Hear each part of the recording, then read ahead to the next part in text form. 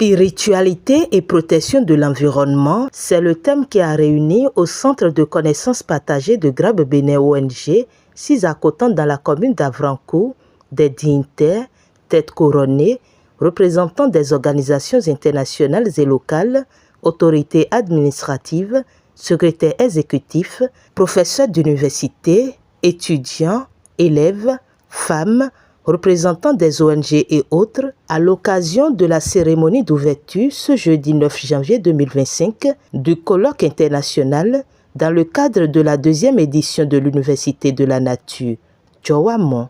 Après la prière d'ouverture du roi de Ké et de Ninawa, le président de Grabe Bénin ONG délivre son message, suivi de ceux du secrétaire exécutif et du représentant du maire de la commune d'Avrancourt. Si l'esprit n'est pas en paix, l'âme n'est pas soignée, même si votre corps répond, il y a quelque chose qui manque. C'est pour cela que nous avons parlé de l'esprit Djawamon. Djawamon, Université de la Nature. Cela incarne une éducation holistique où les connaissances modernes et traditionnelles se rencontrent, se donnent la main pour que nous puissions laisser à la génération à venir la vérité que nous perdons chaque jour que Dieu fait.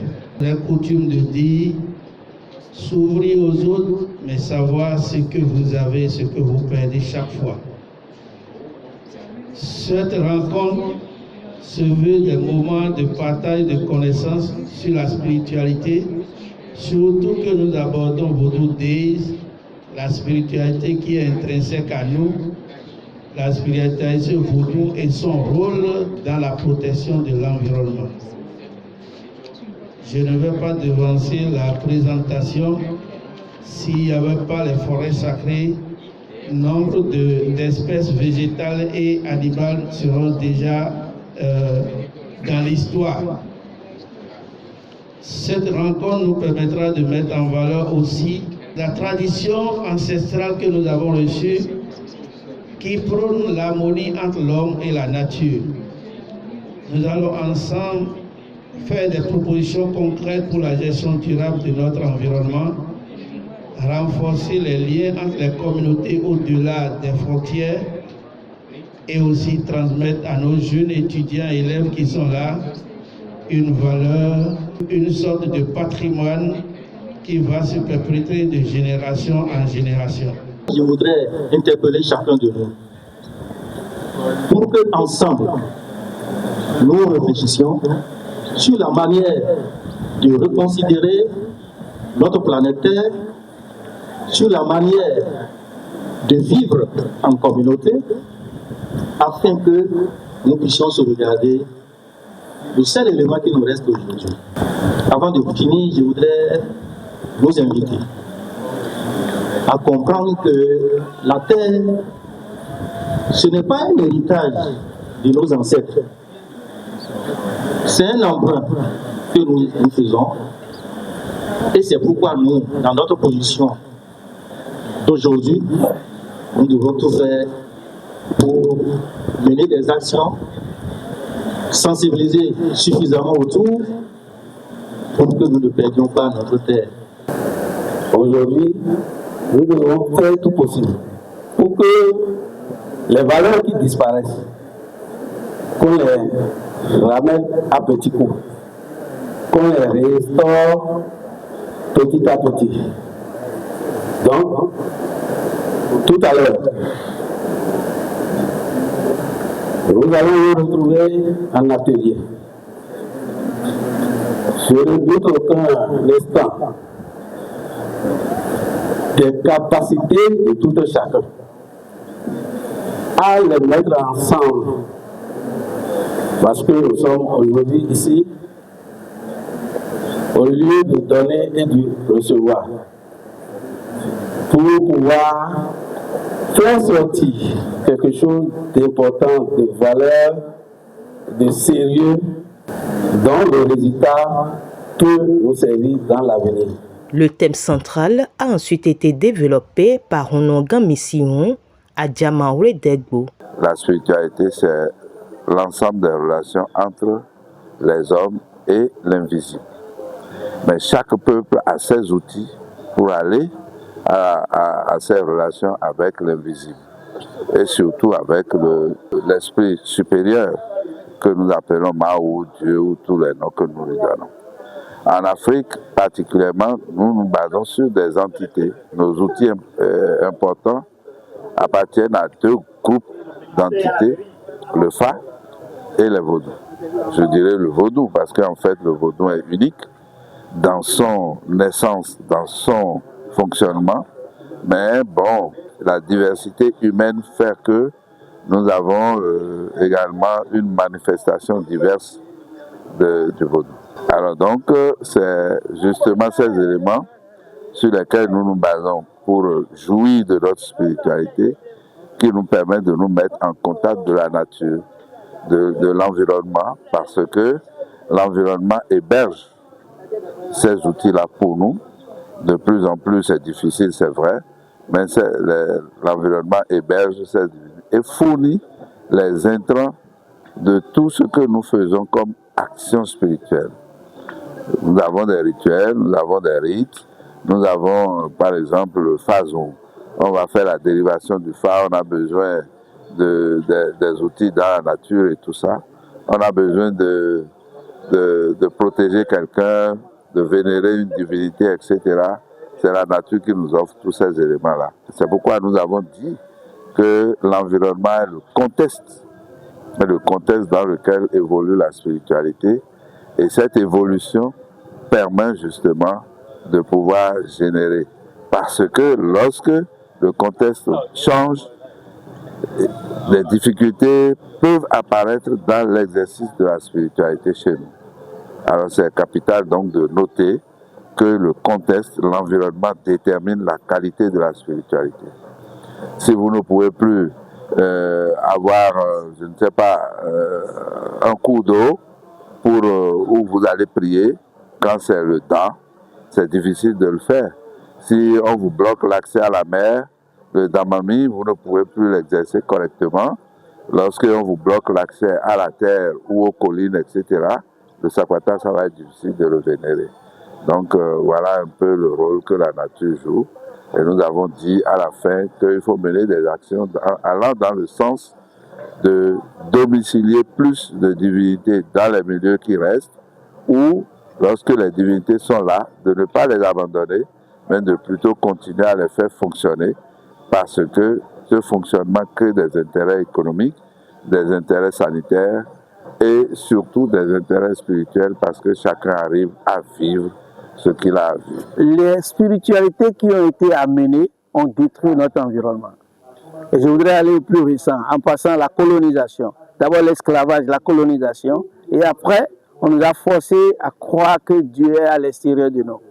Avec la révolution de 1972 marxiste-léniniste, avec l'idéologie où dit tout ce qui n'est pas explicable, il faut détruire, a permis de couper beaucoup de forêts sacrées. Alors que dans les perceptions de nos ancêtres, ils ont compris qu'ils ne peuvent pas vivre sans la nature. Et là, ils ont eu l'ingénieuse idée d'avoir ce qu'on appelle les forêts sacrées. Et dans leur spiritualité, c'est les lieux d'initiation. C'est là où on apprend aux jeunes hommes ou aux jeunes filles d'avoir le courage, d'affronter sa peur et d'avancer. Et aujourd'hui, cette spiritualité, c'est ça qui permet à la jeune fille de dire « Je garde ma virginité pour aller chercher l'eau pour les cérémonies au village. » Et c'est l'honneur qu'on avait. C'est cette spiritualité qui permet de dire « On fait des séries de libations ou de réconciliations dans les forêts et la nature nous apprend comment on soigne avec les feuilles. » Et ça, nos parents le savaient. Nos parents savaient, ils n'étaient pas allés dans les laboratoires entre les quatre murs pour savoir que le Jatropha curcas peut empêcher les gens de vous attaquer. Pour savoir que telle plante peut guérir le paludisme alors que l'autre est utilisée pour les maux de ventre. Et ils ne sont pas allés dans les laboratoires pour dire quand tu allumes avec une certaine feuille chez toi, il y a tout ce qui est l'esprit perturbateur qui fuit la zone. Mais cette spiritualité, c'est à l'école du savoir en se basant sur 4 éléments. L'eau, l'air, le feu et la terre. Et au centre, ils ont même mis ça sur nos 5 doigts. Et c'est l'homme qui est au milieu. Rien ne vous fera peur si vous avez une bonne relation avec la nature. Donc, comment voir aujourd'hui cette spiritualité qui a permis de sacraliser des rivières, de sacraliser des forêts, même de sacraliser des collines pour protéger ça, protéger des savoirs autour et protéger pour les générations à venir. Cette spiritualité est aussi écologique, même si nous crions aujourd'hui qu'il faut protéger la nature. Nos parents savaient qu'il ne faut pas détruire toutes les forêts pour dire qu'on construit. Toutes les forêts ne sont pas à pénétrer ou couper les arbres dedans. Donc, eux, ils avaient un rôle fondamental à jouer. C'était des sachants qui même avaient anticipé sur ce que nous avons aujourd'hui. Si on les avait écoutés, on n'aura pas les effets du changement climatique parce que nous avons détruit la forêt. Et quand on dit changement climatique, je ne suis pas d'accord. Les hommes ont changé et le climat a réagi. Les différentes organisations internationales et locales, partenaires de Grabe Bénin ONG, présentes et représentées, n'ont pas manqué d'exprimer leurs impressions. And so we're very privileged to have amongst our elders and our knowledge holders and our activists and our doctors and our thought leaders, sages such as Brother Apollinaire and Chief Ninawa, who are key participants and key elders that are holding the emergence of this organization. Nous sommes extrêmement privilégiés de pouvoir avoir avec nous au sein du groupement AirTrize des personnes d'une telle qualité comme Apollinaire et comme Ninawa, qui amènent leur connaissance et leur voix à ce groupe. And so in this principle of emergence, we are so blessed to be here amongst the incredible work that Prince Apollinaire and the Grabe Benin and all who are here as part of this incredible ecosystem here in Benin are doing towards the principles that we as the Earthrise Collective are aspiring to. Et donc pour nous c'est un privilège immense, c'est une bénédiction de pouvoir être ici au sein de ce village, au sein de l'association Grabe Bénin, au sein de ce groupe de personnes qui sont en cohésion tellement forte avec les objectifs que nous poursuivons et de pouvoir vivre cette expérience ensemble. Je suis extrêmement impressionnée déjà par la qualité des intervenants, avec cette multiculturalité, cette multiculturalité géographique, puisqu'il y a des gens des quatre coins du monde, mais aussi cette transversalité entre les savoirs, les connaissances spirituelles de grands sages, et aussi les engagements des personnalités politiques et des dignitaires, et cette multiculturalité, cette transversalité au service de la terre, au service de la connaissance pour la vie. C'est extrêmement rare et très touchant. Grande est la joie de l'ingénieur Concept T+, et de faire partie des invités et d'être partenaire sur l'événement. Nos attentes seraient que les participants quand même puissent sortir de cette université chargée de connaissances et de l'image qu'ils ont de la spiritualité. Un exercice également fait par les participants. Ici, si on peut tout le temps, il faut que vous viviez dans le temps. L'idée, mais on l'a aidé d'autres ici, sinon, et il ne peut pas vous mener dans le temps. Je suis ben on a sonné à Ibe ou Gamu. On a sonné à Milosul Ibe ou Gamu. Bon, mais quand ça c'est Benin Grabe d'autres là, je suis ben on a point. À ça bega natine. Nous connaissons natine. Parce que Beninois, ben il finit ton diji. Bon, je suis quand même 7 saisi. Kaka de niveau ne me l'a bien. Ni doit ni mi do quand on attend et manya do mi quoi. Au poste sur Benin d'Orange. On a deux points en grand frère mettons au sous Apollinaire. Sous lui Apollinaire mais deux points en grina au Candé et qui connaît Joa Mongo to à Franco. Donc Joa mon maglé à mama glé.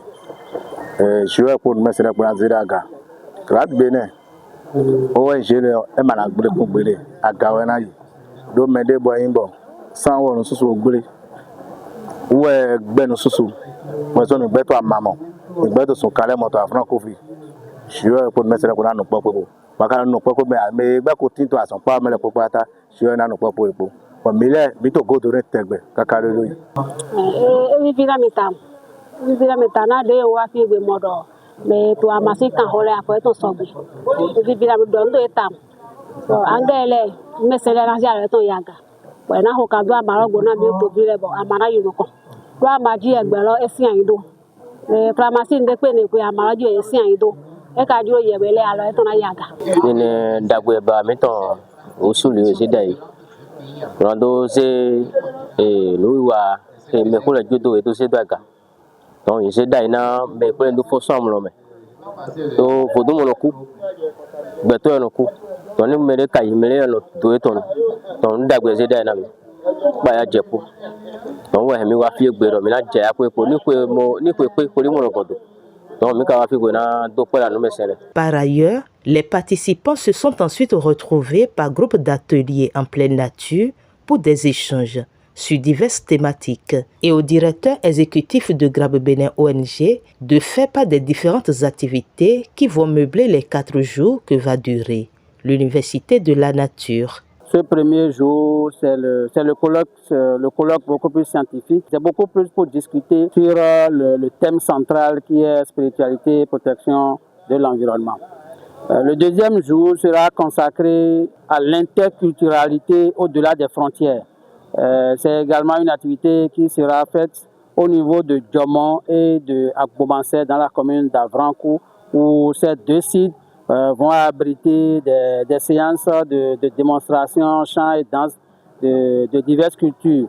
Nous avons des gens venus de la Suisse, des Pays-Bas, de l'Allemagne, de la France, etc. Et donc, toutes ces personnes qui sont venues, chacun va au moins montrer un peu sa culture, ce qu'il en est dans la richesse de sa culture. Donc, c'est dénommé l'interculturalité au-delà des frontières. Le troisième jour également, c'est un échange avec la communauté d'Agbonan, à sa tête, Leur Majesté Oba Maforika Agbonan, où nous irons également pour échanger autour de la culture des peuples de la vallée de l'Ouémé. Et le dernier jour qui sera également l'occasion de discuter, d'échanger autour d'un thème donné qui est l'arbre au secours de notre climat. Et là, ça va réunir également beaucoup de personnes. En plus de ceux qui sont là aujourd'hui, il y aura les élèves et les écoliers à qui on veut vraiment faire comprendre l'importance de l'arbre dans tout ce que nous vivons aujourd'hui, dans ce que nous observons déjà aujourd'hui comme dérèglement climatique. C'est une initiative à travers laquelle nous voulons vraiment faire comprendre au peuple africain que notre culture, notre identité, c'est-à-dire à travers notre culture on nous lie, à travers notre culture on sait de quoi nous sommes capables, à travers notre culture on sait qu'est-ce que nous faisons et c'est lié également à notre identité et donc il faut faire l'effort de conserver notre culture pour le développement durable. Parce que vous savez, on ne peut pas parler du développement durable sans parler de la culture.